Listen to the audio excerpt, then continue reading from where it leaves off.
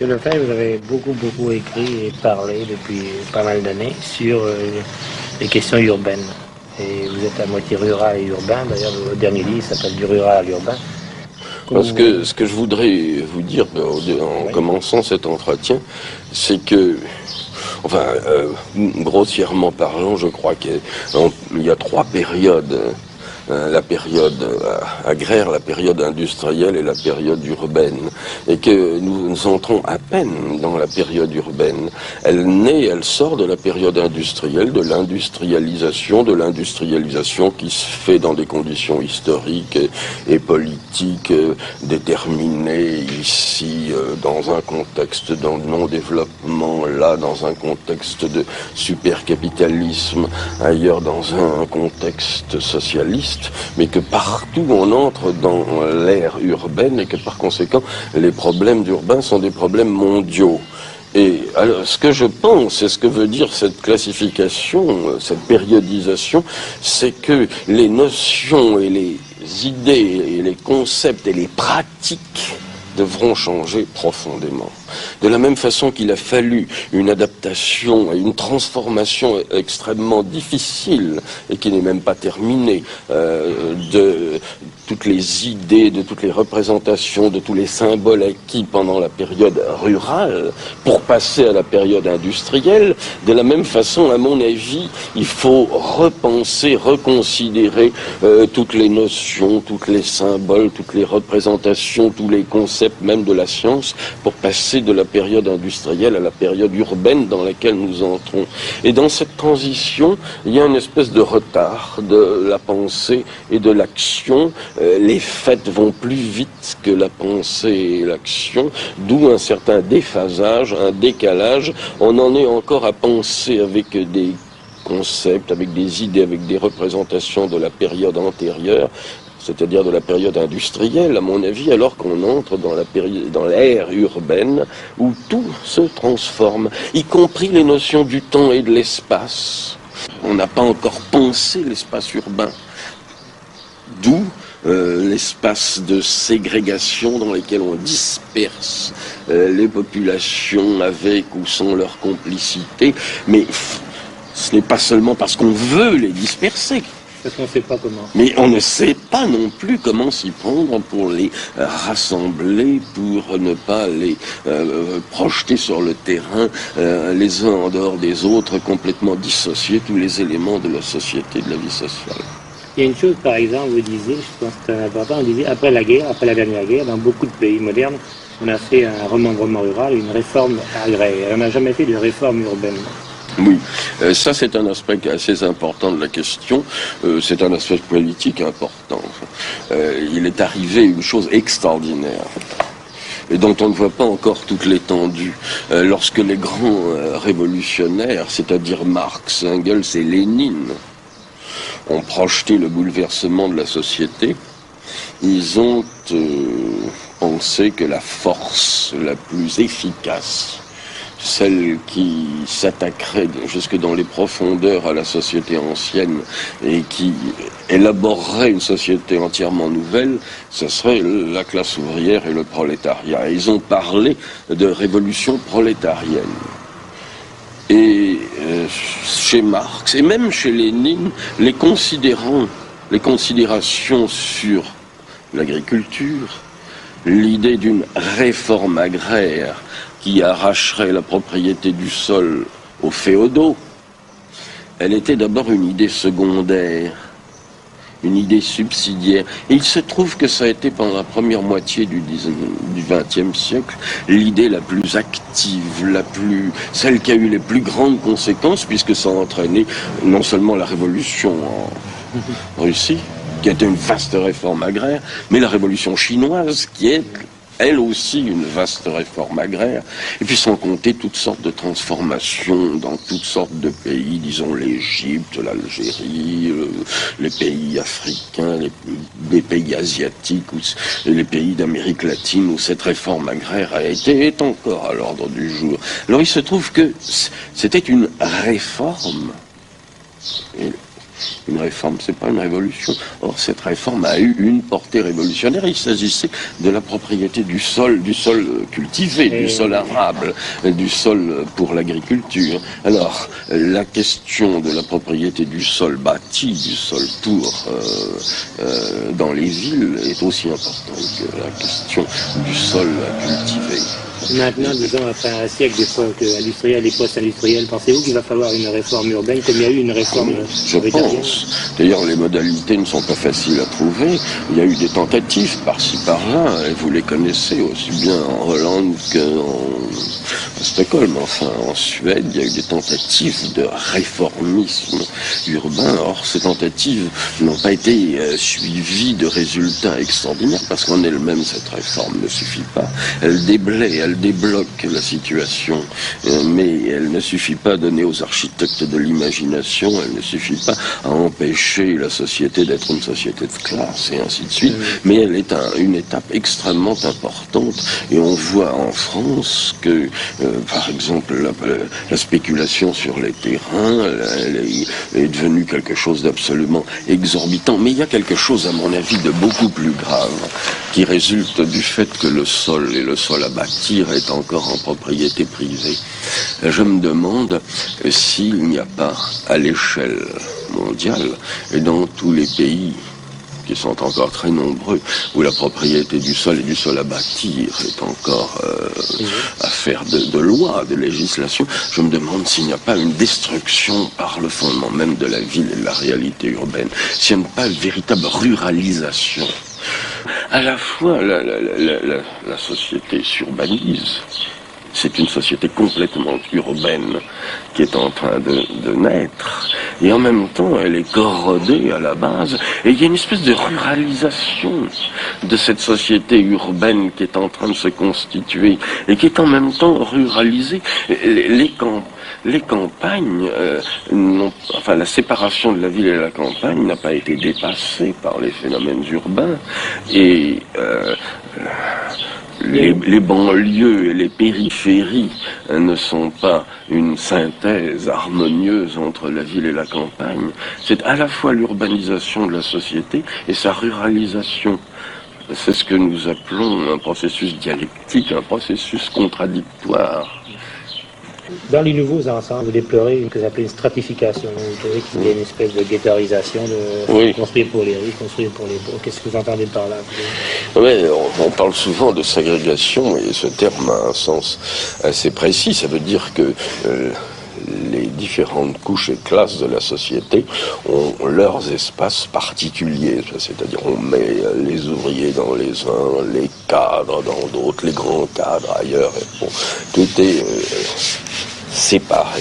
Mais je crois qu'il faut aller beaucoup plus loin dans cette idée et voir que c'est tous les éléments de la vie sociale qui ont été séparés les uns des autres sous prétexte de fonctionnalisation. Si vous regardez ce qui se passait dans les villes autrefois, les espaces n'étaient pas spécialisés.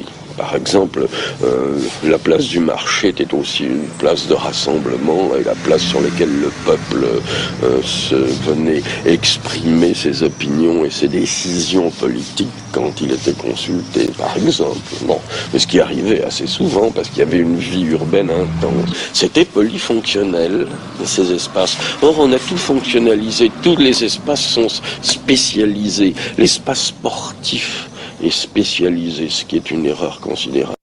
Aujourd'hui aussi, il n'y a pas une tendance à commercialiser ces choses-là. Ah ben oui, pour les rendre rentables. La commercialisation suppose en effet que chaque espace soit isolé, qu'il puisse être vendu comme on vend un kilo de sucre, utilisé comme on utilise une machine bien spécialisée. La spécialisation de l'espace est un des phénomènes que je cherche à analyser et qui correspond à la spécialisation de plus en plus poussée, à la division du travail parcellaire, de plus en plus poussé, de plus en plus spécialisé dans l'ensemble de la société. On en vient à spécialiser les espaces. Or, l'espace spécialisé est un espace mort.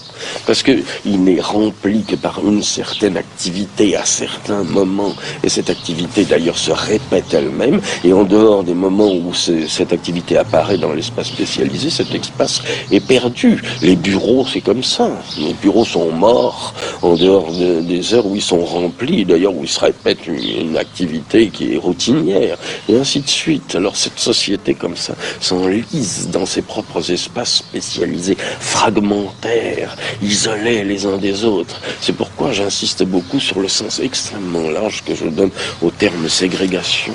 Vous êtes en train de faire le procès d'une science assez nouvelle qu'on appelle l'urbanisme, qui est justement l'organisation des espaces. Alors ça irait plutôt contre le désir populaire? La question de l'urbanisme est particulièrement délicate. Bon. On a mis entre 1960 et 70 des espoirs illimités, insensés dans l'urbanisme.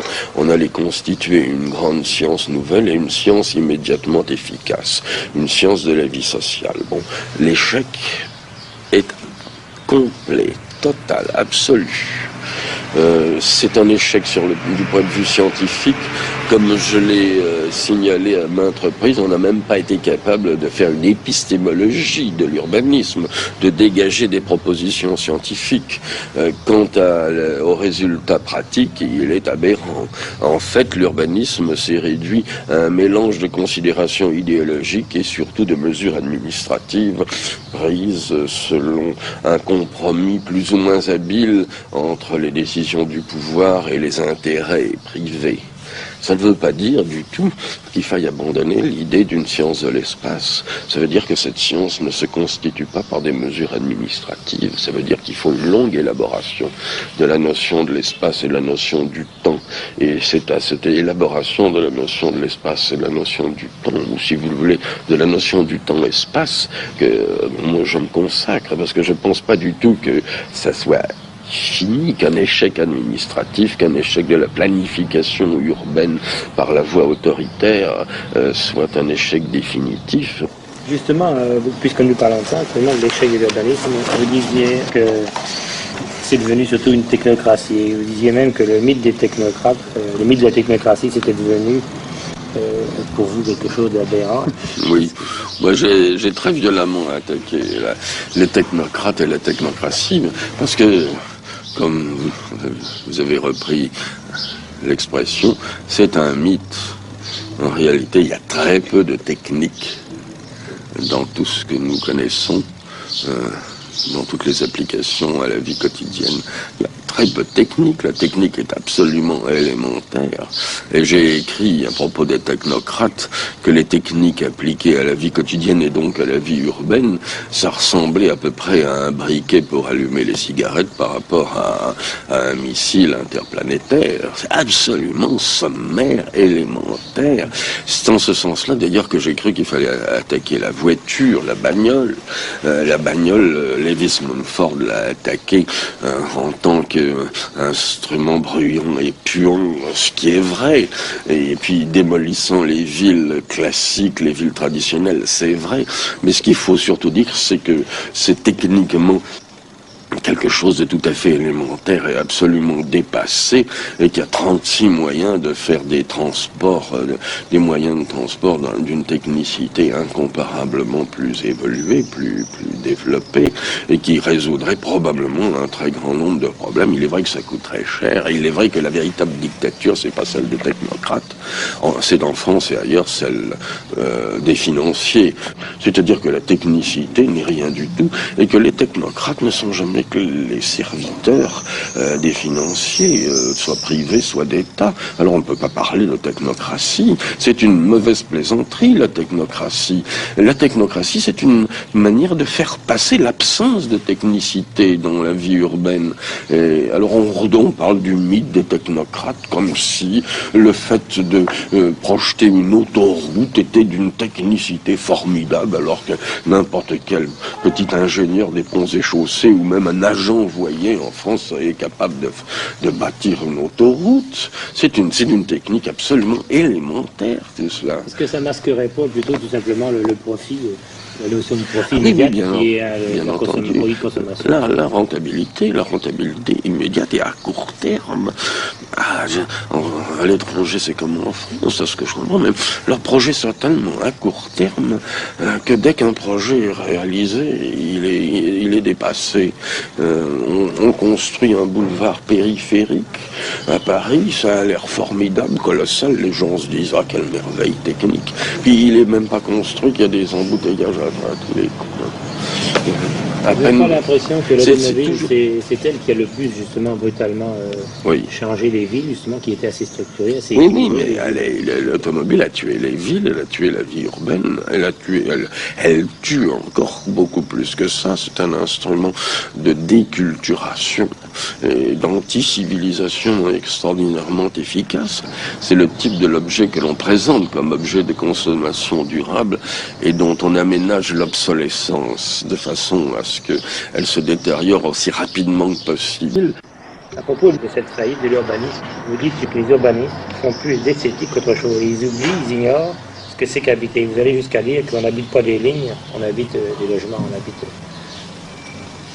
Ben oui, à tel point qu'on ne sait plus ce que c'est qu'habiter, on ne sait plus même ce que c'est qu'un espace habitable. Quand je veux expliquer cette faillite de l'urbanisme, j'avoue que j'hésite encore. Je ne sais pas quelles sont les causes essentielles. Je crois qu'elles sont tellement multiples qu'on a une certaine peine à les analyser. Et cette perte de l'idée ou de la représentation de l'espace habitable, de l'espace habité, de l'espace qui est l'œuvre d'une activité humaine aussi importante que le jeu, le rire, l'amour, le travail, et qui est l'habiter, la disparition de cette perception, à mon avis, fait partie des symptômes qui à la fois paralysent la connaissance et l'imagination et l'emploi d'une partie à notre disposition, à la disposition des architectes et des urbanistes, des techniques. Il y a là quelque chose de vraiment étonnant. Alors, vous savez, ce qu'il faut dire à ce sujet, c'est que ce ne sont pas les savants, ce ne sont pas les architectes, ce ne sont pas les urbanistes qui ont retrouvé le sens de l'habiter. C'est à travers la poésie et la philosophie.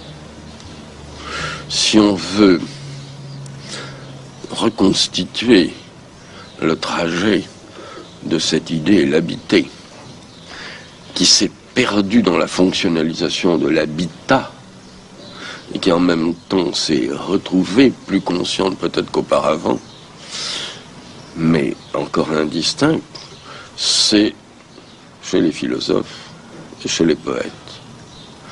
Nietzsche en parle dans le Zarathustra, qui est un poète. Heidegger en parle, c'est un philosophe. Bachelard, un philosophe français, en parle dans sa poétique de l'espace, où il décrit une maison comme celle-ci. C'est curieux, vous citez juste des poètes ou des philosophes, vous ne citez pas d'architectes. Non. L'architecte s'est passé à côté, en particulier Corbusier.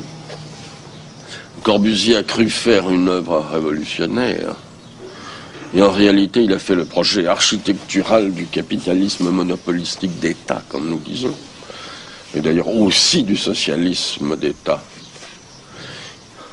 En se voulant révolutionnaire il y a 50 ans environ, Corbusier et les gens du Bauhaus sont allés littéralement au-devant des formes architecturales et urbanistiques qu'allait réclamer l'économie moderne, c'est-à-dire monopolistique. D'où leur succès mondial. Mais aucun problème n'est réglé. En tout cas, ils ont construit de l'habitat et non pas de l'habiter. L'espace habitable, l'espace vécu, animé. Le fonctionnalisme sépare tous les éléments et les projette dans des espaces spécialisés. Alors que la vie sociale a été construite sur la polyfonctionnalité et ne peut pas avoir une autre base qu'une base polyfonctionnelle. D'ailleurs, le fonctionnalisme oublie dans son analyse des fonctions, il oublie des fonctions tout à fait importantes. J'ai eu l'occasion souvent de le dire, que le fonctionnalisme oublie la fonction ludique, le jeu, qui est une fonction de la vie sociale. Il oublie la fonction symbolique. Quand il y pense, peut-être chez nous c'est monétarisé, c'est commercial. Oui, alors le symbole est pris d'une manière tout à fait, en effet, tout à fait commerciale. Il oublie la fonction informative. La ville est remplie d'informations, alors que la ville fonctionnelle, il n'y a pas d'informations, si ce n'est sur les fonctions elles-mêmes qu'on suppose remplies par les espaces. Les espaces n'informent plus que sur eux-mêmes. C'est pourquoi ils ont ce caractère sec, desséché, désertique. Ils ne disent plus quelque chose que sur eux-mêmes, ils disent toujours la même chose, dans la mesure où ils disent quelque chose, ces espaces. Ils ne signifient plus que leur insignifiance, ce qui est tout à fait grave. Il y a une chose qui me taquine un petit peu, c'est que d'un côté, vous déplorez vraiment cette perte de la rue et toutes ces fonctions de petits métiers, ces échanges, aussi bien le jeu que des occupations artisanales. Mais est-ce que l'homme de 1970, l'homme moderne, n'a pas lui-même l'instinct de se retrouver autour de sa télévision et aussitôt après, le week-end, prendre son auto et s'en aller? Est-ce qu'il n'a pas lui-même l'instinct de fuir la rue puis de se recroqueviller? Cet homme, il occupe à sa manière l'espace qu'on lui offre. On lui offre cet espace-là, mais il s'en tire comme il peut. Mais le résultat... Bon, il n'est pas fameux au point de vue esthétique, mais surtout il va arriver à des impasses, et c'est sur les impasses et les blocages que la situation actuelle va trébucher. Mais je crois qu'il suffit d'assez peu de choses quelquefois pour restituer à un espace certains caractères de vie sociale. Par exemple, une des erreurs de Le Corbusier et de son école, c'est la construction sur pilotis. Bon. On a des piliers, des pilotis, en bas, c'est le vide.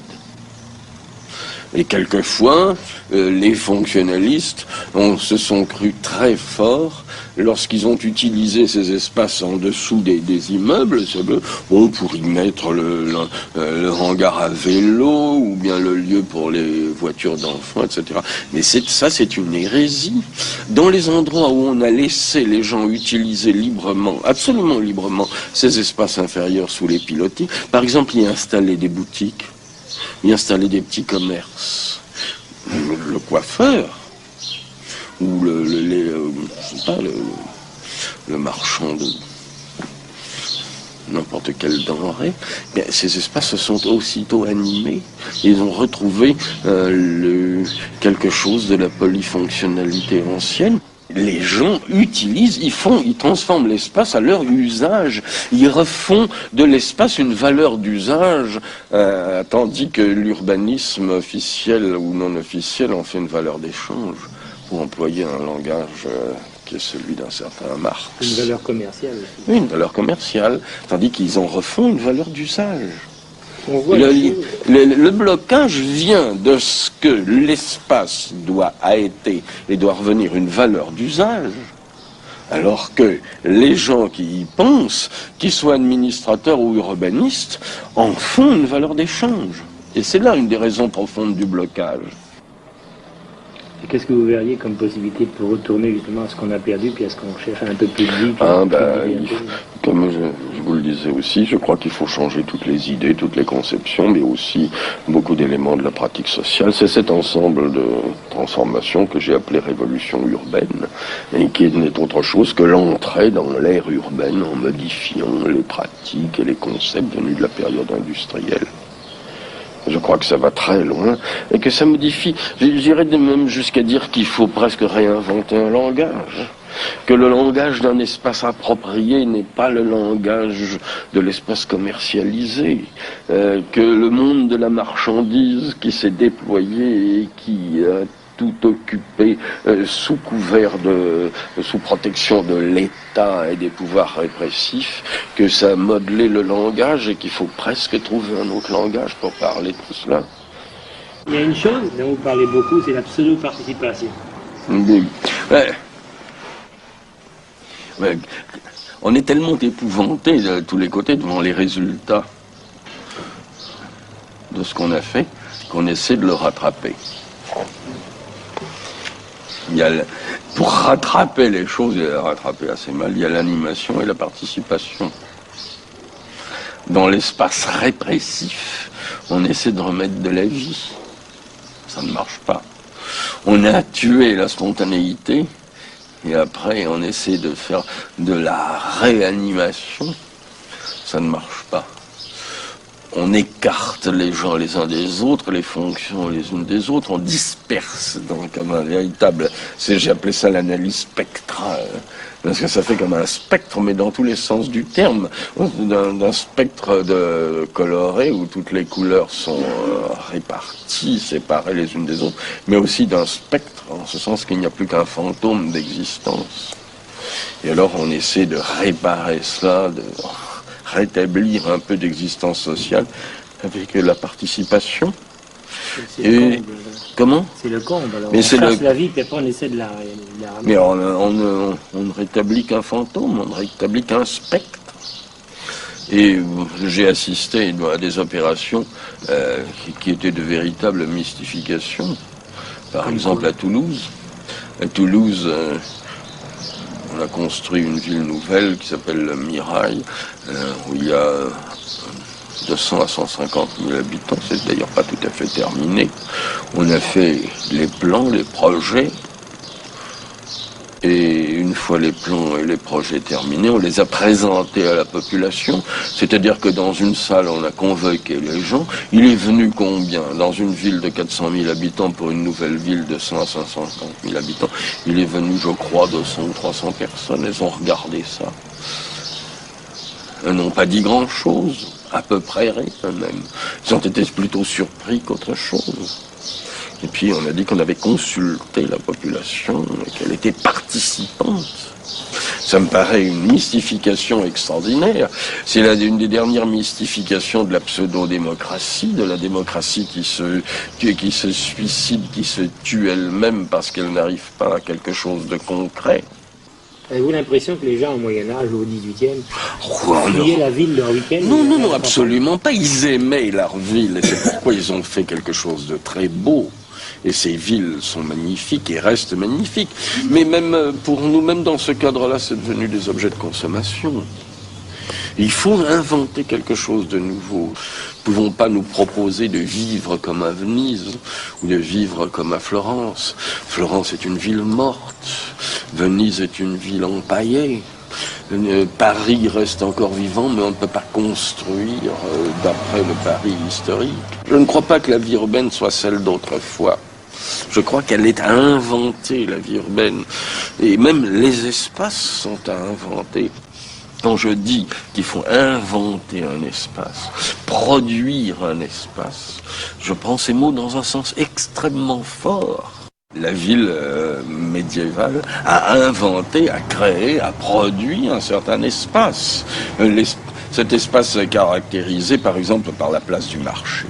La place du marché apparaît au XIIIe siècle en Europe. Elle n'existait pas auparavant.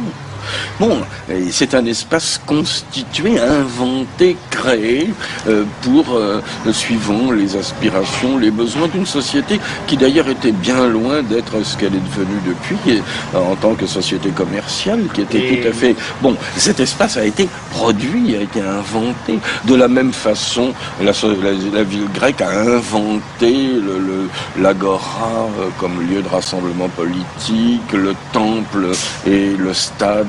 Le temple comme lieu de rassemblement religieux, le stade comme lieu de rassemblement pour le corps. C'est chacune de ces villes a inventé son espace. Je crois que notre vie urbaine moderne se doit d'inventer son espace. Mais étant donné tous les moyens dont nous disposons, ces techniques extraordinaires, ces connaissances très diversifiées, bien qu'elles n'aient pas encore trouvé leur rassemblement elles-mêmes et leur synthèse, elles doivent arriver à cette production pleinement consciente de l'espace, où l'espace sera produit au sens fort du mot, comme nous produisons un dispositif technique, comme nous produisons un bien, comme nous produisons quelque chose de consommable, mais dans un sens nouveau.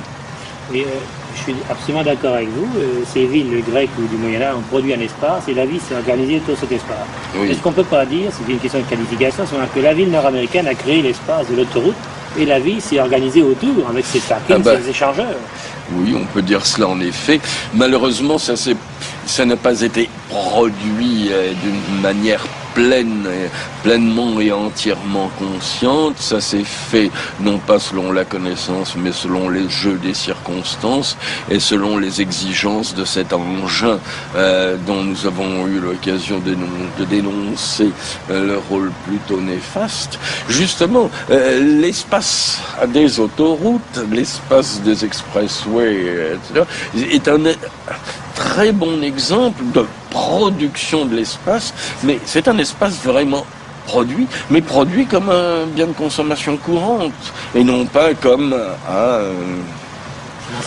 un ensemble pour l'habiter, pour la vie, etc., qui est encore à inventer. C'est le témoignage du fait que d'un espace nouveau a été inventé, mais peu satisfaisant, ou alors si vous accordez que cet espace tel qu'il a été inventé et produit en autoroute et en moyen de circulation pour l'automobile, si vous pensez qu'il est à la fois nécessaire et suffisant, moi je n'ai plus rien à dire. Mais tout de même, je pense qu'il est en contradiction avec nous-mêmes, parce que c'est un espace simplement qui hypertrophie une fonction, qui non seulement réduit la vie sociale à une fonction, mais qui hypertrophie cette fonction qui consiste à circuler. On peut dire, en allant aussi loin que possible, que ça veut dire que la ville disparaîtra et que l'éphémère va se substituer au durable dans tous les domaines. Ben, je ne le crois pas. Je ne crois pas que la société puisse se résoudre en simple flux de marchandises, d'informations et de gens. Ce qui est après tout une idée que certains envisagent sans d'ailleurs la formuler très clairement.